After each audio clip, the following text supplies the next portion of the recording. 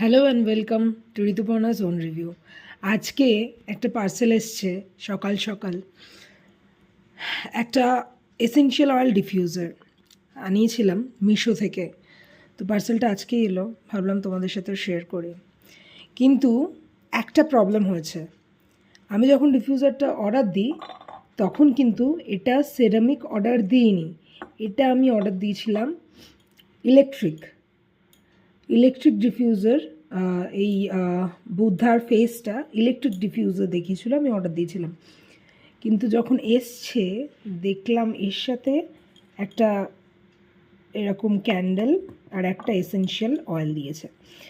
Essential অয়েলটা হচ্ছে রোজ। যখন দিয়েছে ক্যান্ডেল তখনই আমি বুঝেছি এটা ইলেকট্রিক নয়। তারপরে তো অবশ্যই দেখলাম যে এটা ইলেকট্রিক নয়, যদিও এটা জল দিয়ে আমি চেক করছিলাম, জল এসেনশিয়াল অয়েল একটুখানি দিয়েছি।